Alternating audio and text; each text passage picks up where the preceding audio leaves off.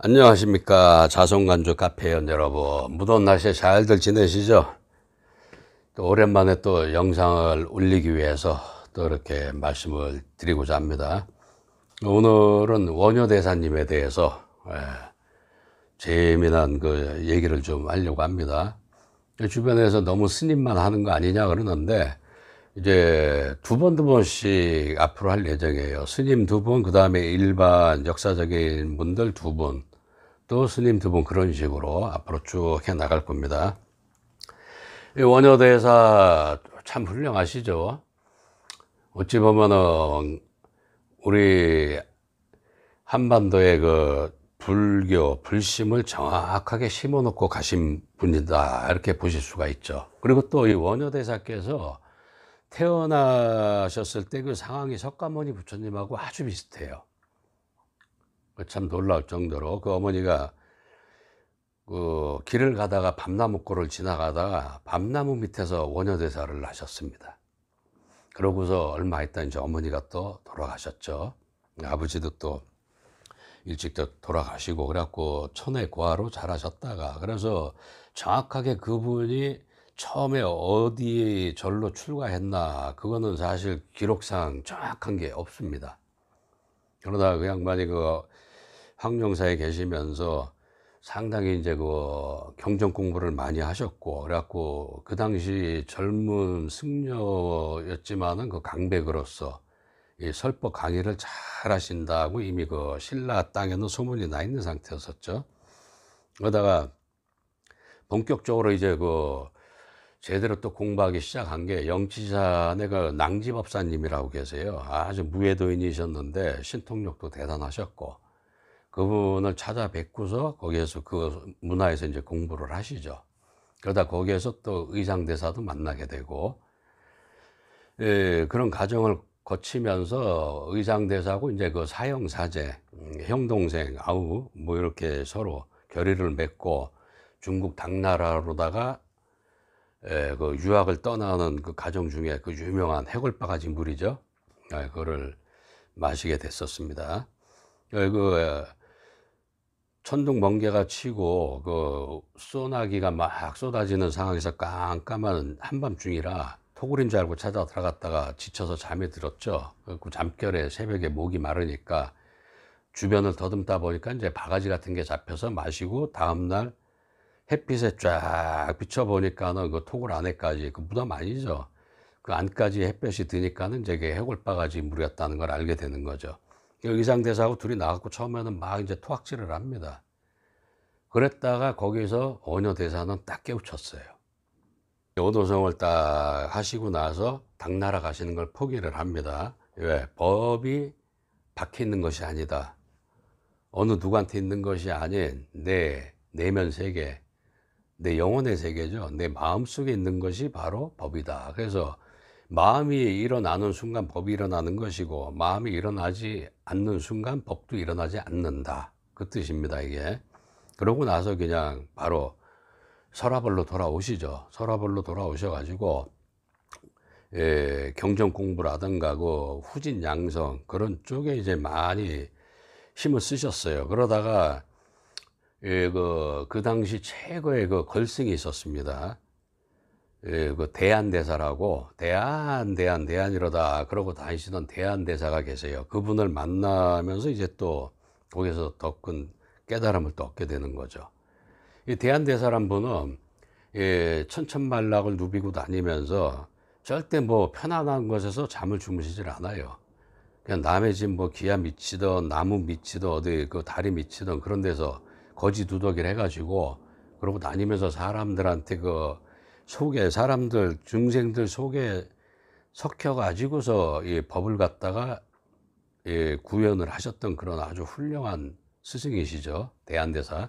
그 대한대사님의 그 큰 대자에다 편안을 안자, 아주 편안한, 크게 편안한 그런 존재다 스스로.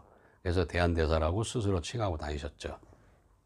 그 길에 가다 마주쳐가지고 대한대사가 우리 집 가서 좀 하루 저녁 쉬었다 가자 해갖고 쫓아간 게 바로 그 산속으로 들어가갖고, 동굴이죠, 동굴. 동굴 속에서 같이 이제 밤을 지새고 아침에 눈을 떠보니까 대한대사가 안 계세요. 그러니까 탁발을 나가셨나. 그래갖고 그 시자승이 내려가서 이제 소문을 들어보니까는 대한대사가 이미 벌써 마을을 다 돌아다니시는데 젖동향을 하고 다니신 거야. 그래서 그 우리 새끼들 먹여야 된다고, 애미가 죽었다고. 그러니까 거기서 이제 오해가 생겨버린 거라, 마을에서는. 저 스님이 여자를 갖다가 산속에 숨겨놓고 애까지 나갖고서 젖동향을 한다고.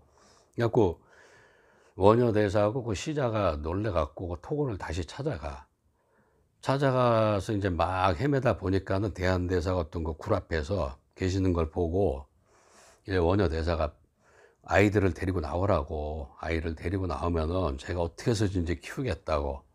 그러니까 정말 그럴 거냐, 그러니까 그렇다. 그러니까 나중에 데리고 나온 게 너구리 새끼들이었어요. 응? 그 어미가 새끼를 놔놓고서 먹이 사냥 나갔다가 뭐 큰 짐승한테 잡아먹혔는지 이제 며칠째 돌아오질 않으니까 대한대사가 그걸 보시고서 떠나질 못했던 거예요. 그래서 젖동량을 해갖고 그 새끼들을 키운 거죠. 그걸 갖다가 원효대사께서 잠시 오해를 하셨던 겁니다. 마을 그 중생들도 그렇고. 그러면서 이제 원효대사께서 그 대한대사한테 많은 그 가르침을 받고, 그러고 나서 그 아예 이제 그 또 절에서 그 저 후진 양성을 위해서 이 추발심자 경문을 갖다 이제 저수를 하고 계셨어요. 그랬다가 그 궁궐에서 뭐 108 뭐 법회를 연다 그럴 때 이제 거기서 또 소외가 돼 버리죠. 왜냐하면 그 당시에 그 귀족 불교였기 때문에 원효대사는 그 신분 자체가 거기에 끼질 못했어요. 갖고 거기서 또 배제돼 버리고. 그러니까 그 원효대사의 그 고향인 이 하상주, 지금으로 치면 창녕이죠. 경상도. 그 창녕 고향에 내려가서 토굴을 짓고 거기서 이제 저술 활동만 계속 하고 있었습니다. 그러다 어느 날 갑자기 말 한 필이 막 달려와 갖고 문 앞에서, 그래갖고 어명이라 그러면서 원효대사를 궁궐로다 빨리 모시고 가야 된다. 원효대사께서 무슨 일인지 자초지종을 얘기하라 하시니까 그 왕비가 이상한 병에 걸려갖고 말하기 아주 곤란한 부위에 종기가 났는데 그게 이제 너무 심해져 가지고 굿도 해보고 천도제 뭐 법회 다 했는데도 안 나니까 당나라로 다 약을 구하러 사신들이 가다가 길에서 도인을 만났어요. 그러니까 그 도인이 글씨를 쫙 써져 있는 그 한 권에 그 순서 없이 돼 있는 그 글을 갖다 주면서 이거를 갖다 순서대로다가 정렬을 해갖고 법회를 하게 되면은 왕비가 나실 거다. 그러니까 다시 돌아온 거죠. 근데 그거를 그 국사부터 해가지고 그 수많은 절의 주지들이 아무도 그걸 순서를 맞추질 못해요. 그래갖고 대한대사한테 찾아가죠. 그러니까 대한대사는 한 번에 척척척 순서를 맞춘 거야. 그게 이제 바로 대반야경이라고 금강경이죠. 그 순서를 쫙 정렬을 하니까는 그 대한대사한테 그 설법을 청을 하니까 이 청을 내가 이 설법을 할 수가 없다. 유일하게 이 경에 대해서 설법할 수 있는 사람은 원효대사밖에 없다. 그런 거예요.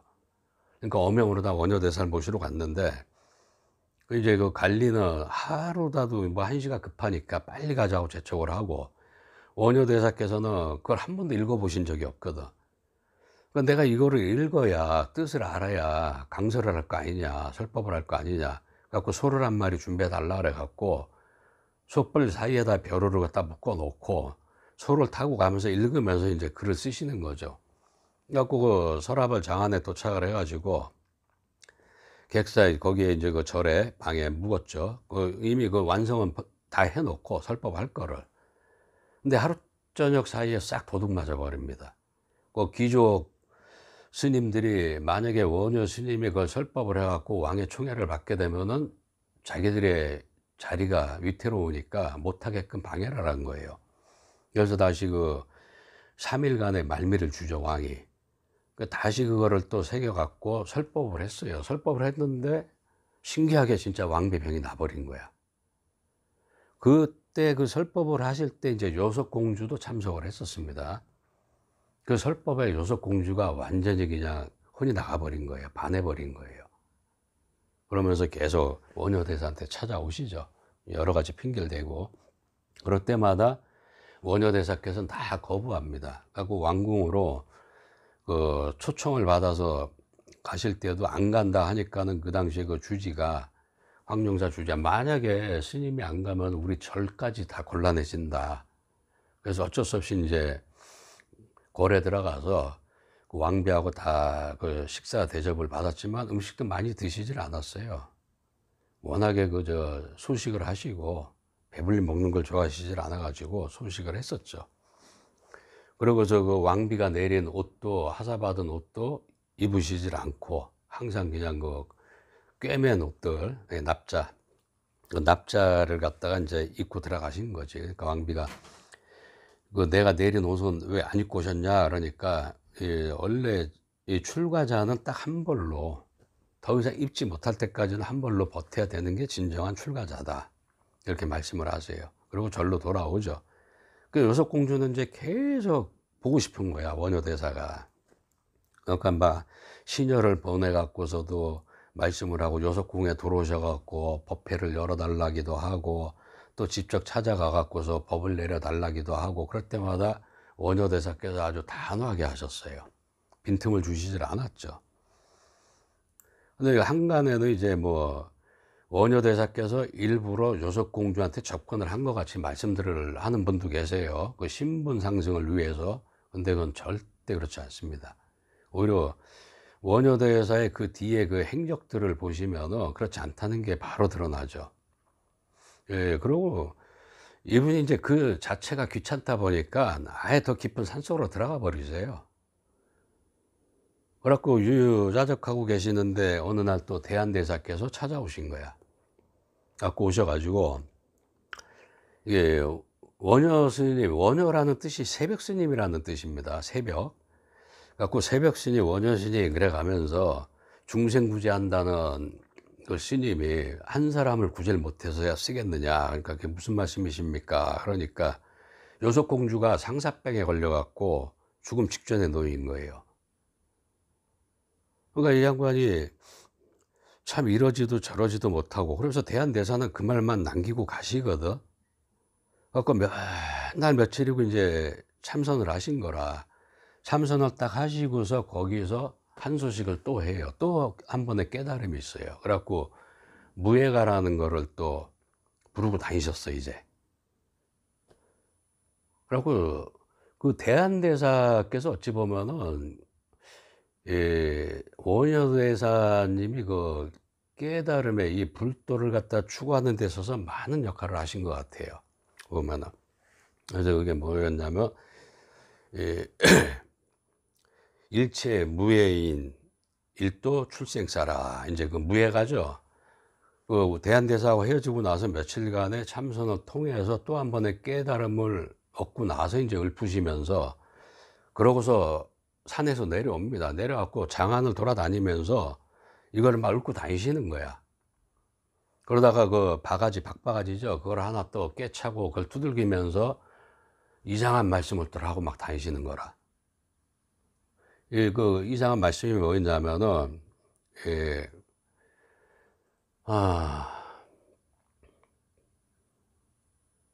수어 불갑을 아작지천주. 그러니까 그게 무슨 뜻이냐면은, 누가 나한테 자루 없는 도끼를 빌려주면은 하늘줄을 기둥을 깎으려네, 그 뜻이거든. 근데 그걸 아무도 그 뜻을 모르는 거야. 근데 그 뜻을 딱 아시는 분이 한 분이 계셨어요. 누구냐면 여석공주의 아버지죠. 태종 무열왕은 그 뜻을 딱 알아차린 거야. 그러니까는 스님 입장에서 무조건 찾아갈 수가 없잖아요. 그러니까 그거를 갖다 이제 장안을 돌아다니면서 그걸 막 읊으리고 다니니까 소문이 나잖아. 그게 임금님 귀에도 들어간 거야. 무열왕 저 귀에도. 그러니까 무열왕 그 뜻을 알아차리고 원효대사를 어명으로 잡아오게 합니다. 그래갖고 그 냇가 다리에서 딱 그 관졸들하고 마주쳐갖고 도망을 못 가고 결국에 이제 요석궁으로 잡혀 들어가죠. 그래갖고 그 왕명으로다 문 다 잠궈버리고 보초를 쓰고 못 나가게끔. 그래서 3일간 거기에서 요석공주랑 같이 지내요. 지내고 나서 3일이 지나고 나니까 요석공주한테 이제 그 속인들이 입는 옷을 좀 구해달라. 그러니까 요석공주는 이제 스님이 법복을 벗고 속인이 돼갖고 나하고 사실려나 보다 착각을 한 거죠. 그러니까 아니거든요. 그냥 속인 옷으로 갈아입고 바로 그냥 골에서 나와버립니다.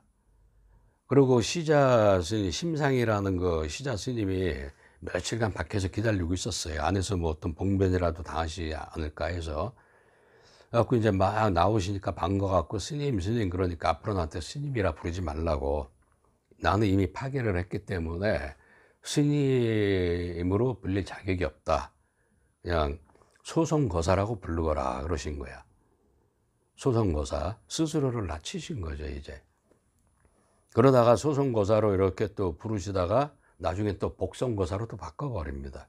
소송거사보다 더 낮춰버린 거예요. 소송거사의 자격도 없다 그거죠.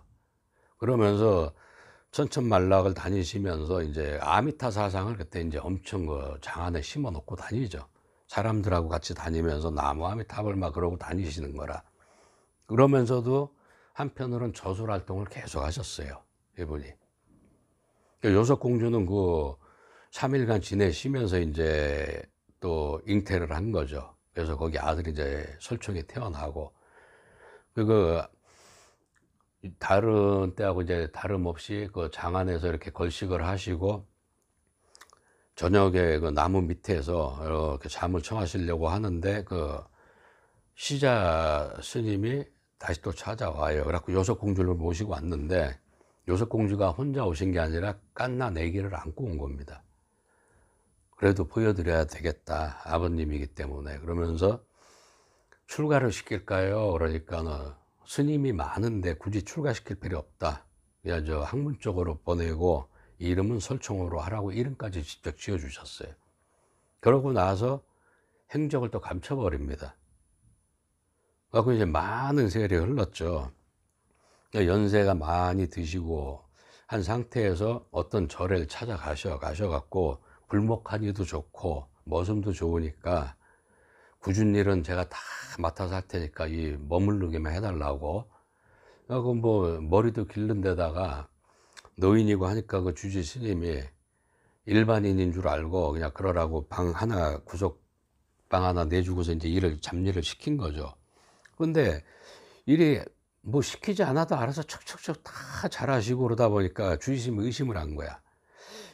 일반인인데 어떻게 절에 대해서 이렇게 잘 알고 뭐를 해야 될지 잘 알고, 그리고 또 방에만 들어가면은 잠도 안 자는 것 같고.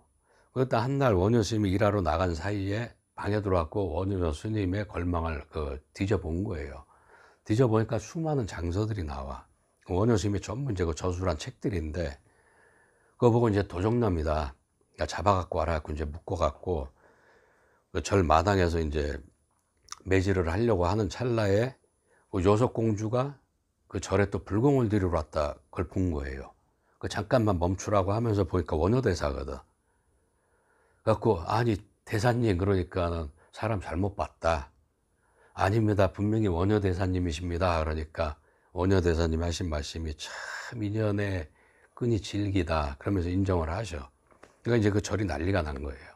그 주지 스님부터 전부 꿇어 앉아갖고 이제 못 알아뵀다고, 죽을 죄 지었다고, 용서해 달라고. 그러고 나서 그 뒤에 행적이 또 없으시다고. 그러니까 상당히 큰 발자취를 남기신 거에 비해서는 이 행장이 너무 적어요. 원효대사에 대해서. 그래서 지금 이게 이제 중간중간에 큰 그 행적만 제가 이렇게 말씀을 드린 건데, 이 경상도 쪽에 어쨌든 간에 장엄을 참 잘 해놓고 가셨어, 원효대사께서. 그래서 이 경상도 쪽이 아마 한반도에서는 불토가 제일 강한 지역일 겁니다. 그게 다 원효대사의 그 원력입니다, 사실은. 의상대사께서는 나를 따르라였고, 원효대사께서는 같이 가자였습니다. 그러니까 대승소승으로 이렇게 나눌 수가 있는 거죠. 그런 면에서 더 훌륭하다, 이렇게 보실 수가 있고, 이제 그 설화에 보면 의상대사께서 그 천공이라고 해가지고 하늘의 음식입니다. 그 사시에 천공을 받아갖고 사시공양을 하시고 그랬어요. 그러면 하늘에서 그 천선녀가 사시가 되면은 공양을 갖고 내려옵니다, 하늘에서. 갖고 저 의상대사한테 바치시는 거죠. 그걸 드시다 보니까 너무 맛있거든. 그래서 은근히 또 원효대사님한테 자랑도 하고 싶은 그런 생각도 들은 거야. 그래서 한날 원효대사를 초청을 합니다. 그래갖고 두 분이 앉으셔갖고 차를 드시면서 이제 담소를 나누는데, 사시가 지났는데도 불구하고 천선녀가 천공을 안 갖고 내려오는 거야. 그러니까 이제 가슴이 타는 거는 의상대사죠. 귀한 분을 모셔다가 초청을 해놓고서 천선녀가 한 번도 틀려본 적이 없는데 그 시간을 그날따라 안 오니까 이제 속이 탔던 거라. 그러니까 그 원효대사께서 눈치를 채시고 선약이 있어서 먼저 일어나야 되겠다 하고서 벗어나죠, 그 산을. 그 산을 딱 벗어나니까 천선녀가 부랴부랴 천공을 갖고 나타난 거야. 그러니까 의상대사가 이제 꾸짖는 거죠. 아니, 한 번도 시간을 어기질 않았는데 귀한 분 모셔다가 대접 한번 하려고 초청까지 해갖고 이러고 기다리고 있는데 약속을 어기면 어떻게 되냐고, 그분이 떠나시지 않았냐. 그러니까 천선녀 하는 말이, 제가 오신통을 한 존재인데 다름없이 항상 다른 때하고 똑같이 그 시간에 자기는 맞춰서 왔다는 거라. 그런데 그 산 전체를 갖다가 신중들이 쫙 둘러싸 갖고 있어 가지고 자기가 뚫고 들어올 수가 없었다는 거예요. 그런데 원효대사께서 그 산을 벗어나니까 신중이 전부 다 원효대사를 쫓아가더라는 거야, 호위하러. 거기에서 의상대사가 또 한 번 맞아버린 거지. 그래갖고 원효대사 가신 쪽에다 대고 또 큰 절을 또 올렸다 하는 또 그런 거 설화도 있습니다. 참 불가사의하죠. 근데 그런 예가 많아요. 진묵대사께서도 그 난이 일어나고 저 초급모피 생활하고 할 때 그 대흥사 쪽의 스님이 뭔가 어떤 힘에 이끌려갖고 바구니에다가 공양을 잔뜩 담아 갖고서 뭐 축지법도 아니고 한순간에 그 진묵대사 계신 절에 오셔갖고 공양을 드리고 또 바로 가고, 그런 예도 이 설화에 내려오는 게 있습니다. 그래서 이 불가에서는 예, 일반 중생들이 느끼지 못하는 그런 그 어떤 가피라든가 그 신통력이 사실 존재하는 경우가 꽤 많이 있습니다.